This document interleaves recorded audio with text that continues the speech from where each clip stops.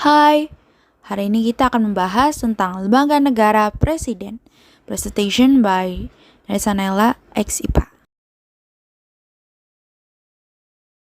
Keberadaan lembaga-lembaga negara di Indonesia diatur dalam Undang-Undang Dasar Negara Republik Indonesia tahun 1945. Fungsi, tugas, dan wewenang dari tiap pemegang kekuasaan negara diatur dalam undang-undang tanpa mengabaikan asas independen masing-masing lembaga. Hal terpenting adalah harus ada kerjasama yang sesuai dengan semangat kekeluargaan atau demi kebersamaan dan kekeluargaan atau demi kebersamaan dan kekeluargaan dalam mengabdi kepada kepentingan bersama. Aturan mengenai lembaga negara dalam Undang-Undang Dasar Negara Republik Indonesia tahun 1945 dijabarkan lebih lanjut oleh undang-undang antara lain sebagai berikut. A. Undang-Undang Nomor 17 Tahun 2014 tentang MPR, DPR, DPD, dan DPRD, serta Undang-Undang Nomor 42 Tahun 2014 tentang perubahan atas Undang-Undang Nomor 17 Tahun 2014. B. Undang-Undang Nomor 3 Tahun 2009 tentang Mahkamah Agung. C. Undang-Undang Nomor 4 Tahun 2014 tentang Mahkamah Konstitusi. D. Undang-Undang Nomor 18 Tahun 2011 tentang Komisi Yudisial. E. Undang-Undang Nomor 15 Tahun 2006 tentang BPK. Berdasarkan Undang-Undang Dasar Negara Republik Indonesia tahun 1945 pasal 4 ayat 1, Presiden Republik Indonesia merupakan pemegang kekuasaan pemerintah menurut Undang-Undang Dasar. Ayat kedua, pasal yang sama menuliskan bahwa dalam melakukan kewajibannya, Presiden dibantu oleh satu orang wakil Presiden. Dalam Undang-Undang Dasar Negara Republik Indonesia tahun 1945 pasal 7 dinyatakan bahwa Presiden dan Wakil Presiden memegang jabatan yang sama hanya untuk satu kali masa jabatan. Undang-Undang Dasar Negara Republik Indonesia tahun 1945 tidak menyebutkan bahwa sistem pemerintahan Negara Kesatuan Republik Indonesia adalah sistem presidensial. Sekalipun demikian, prinsip bahwa Negara Kesatuan Republik Indonesia menganut presidensial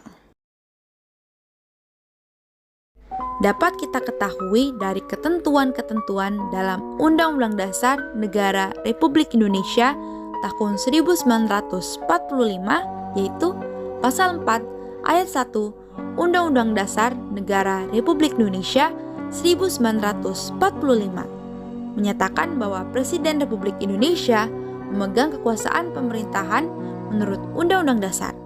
Pasal ini menunjukkan bahwa Presiden berfungsi sebagai kepala negara dari sebuah negara republik dan sekaligus kepala pemerintahan.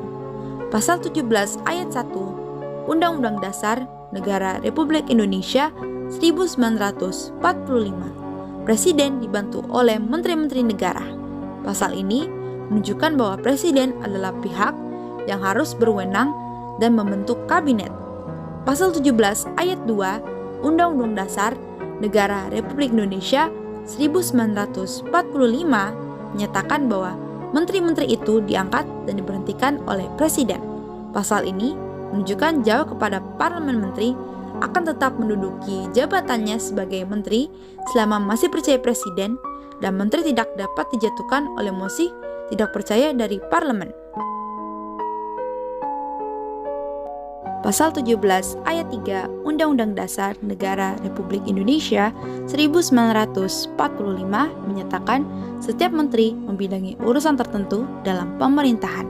Pasal ini menunjukkan bahwa jabatan menteri merupakan jabatan yang strategis karena menteri yang secara langsung melayani dan bertanggung jawab pada urusan tertentu dalam pemerintahan. Pasal 17 ayat 4 Undang-Undang Dasar Negara Republik Indonesia 1945 menyatakan pembentukan, pengubahan, dan pembubaran kementerian negara diatur dalam undang-undang. Pasal ini menunjukkan bahwa Presiden dalam memimpin penyelenggaraan pemerintahan harus sesuai dan sejalan dengan ketentuan undang. Saat MPR melakukan amandemen terhadap undang-undang, MPR tetap mempertahankan sistem presidensial sekalipun dilakukan perubahan terhadap undang-undang. Sistem presidensial adalah sistem atau keseluruhan prinsip penataan hubungan kerja antar lembaga negara melalui pembagian kekuasaan negara dan presiden selaku pemegang kekuasaan eksekutif. Berikut adalah karakter sistem presidensial. Yang pertama, penyelenggaraan negara berada di tangan presiden. Kedua, kabinet atau dewan menteri dibentuk oleh presiden. Yang ketiga, presiden memiliki hak-hak prerogatif atau hak istimewa untuk menyingkirkan dan memberhentikan menteri. Yang keempat, presiden tidak bertanggung jawab pada parlemen. Yang kelima, presiden tidak bisa membubarkan parlemen seperti dalam sistem parlementer. Yang keenam, para menteri hanya bertanggung jawab pada kekuasaan eksekutif. Ketujuh, parlemen memiliki kekuasaan legislatif dan sebagai lembaga perwakilan. Yang kedelapan, presiden tidak berada di bawah pengawasan langsung parlemen. Selain sebagai pemegang kekuasaan eksekutif, presiden bersama-sama DPR menjalankan fungsi legislatif. Undang-Undang Dasar Negara Republik Indonesia 1945 ayat 1 menyebutkan bahwa presiden berhak mengajukan rancangan undang-undang kepada DPR. Sebelum adanya amandemen Undang-Undang Dasar Negara Republik Indonesia 1945, presiden memegang kekuasaan pembentukan undang-undang dengan persetujuan DPR. Pasal ini diubah karena pemerintahan masa Orde Baru dianggap terlalu dominan. Berikut adalah tugas dan kewenangan presiden berdasarkan Undang-Undang Dasar 1945 sebagai kepala negara, sebagai kepala pemerintahan. Wewenang presiden mengajukan rancangan undang-undang atau RUU, menetapkan peraturan pemerintahan undang-undang atau Perpu, menetapkan peraturan pemerintahan, membuat peraturan presiden, memberi amnesti dan obisili dengan memperhatikan pertimbangan DPR, menyatakan keadaan bahaya, membuat perjanjian internasional lainnya dengan persetujuan DPR, memberi garsi, rehabilitasi, dan memperhatikan pertimbangan Mahkamah Agung. Memberi gelar, tanda jasa, dan lain-lain tanda kehormatan yang diatur dengan undang-undang, mengangkat dan memberhentikan menteri-menteri, membahas RUU, APBN untuk dibahas bersama DPR dengan memperhatikan pertimbangan DPD, meremiskan keanggotaan BPK yang dipilih DPR dengan memperhatikan pertimbangan DPD, menyatakan perang, membuat perdamaian, dan perjanjian dengan negara lain dengan persetujuan DPR.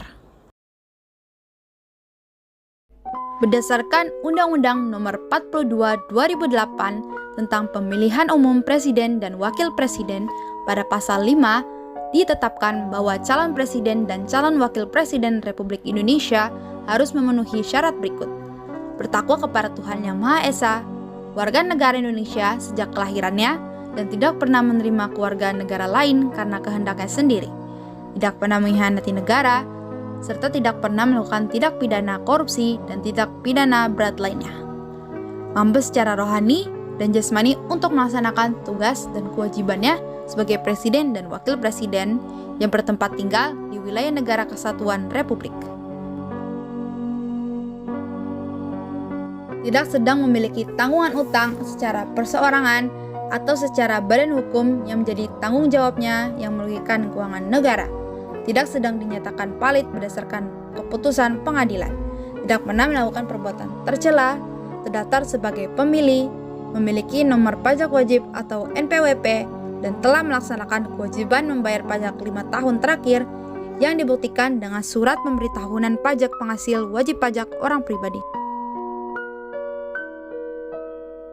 Setia kepada Pancasila sebagai dasar negara. Undang-Undang Dasar Negara Republik Indonesia 1945, Cita-cita Proklamasi 17 Agustus 1945, berusia sekurang-kurangnya 35 tahun, berpendidikan paling rendah minimal SMA, MA, SMK, MA atau sederajat, bukan bekas anggota organisasi terlarang seperti Partai Komunis, orang yang terlibat langsung dalam G30S PKI, terdaftar sebagai pemilih. Pasangan calon presiden dan wakil presiden yang dapat dipilih pada pemilihan umum presiden berdasarkan Undang-Undang Nomor 42 2008 diusulkan secara berpasangan oleh partai politik atau gabungan partai politik. Setelah pemilu dilakukan perhitungan suara, Undang-Undang Nomor 42 2008 menyebutkan bahwa pasangan yang mendapatkan suara lebih dari 50% dari jumlah suara dalam pemilu presiden dan wakil presiden dengan sedikitnya 20% suara di setiap provinsi yang tersebar di lebih dari setengah jumlah provinsi Indonesia diumumkan sebagai presiden dan wakil presiden terpilih. Ketentuan Undang-Undang Nomor 42 2008 mengenai hasil dari perhitungan suara pemilihan presiden dan wakil presiden apabila tidak mencapai syarat pertama adalah dua pasang calon dengan suara terbanyak pertama dan kedua dipilih secara langsung dalam pemilu presiden dan wakil presiden. Calon dengan suara terbanyak dan pemilu presiden dan wakil presiden tahap kedua ini akan dilantik menjadi presiden. Kita sudah membahas lembaga negara eksekutif yaitu presiden. Thank you for your attention and stay healthy.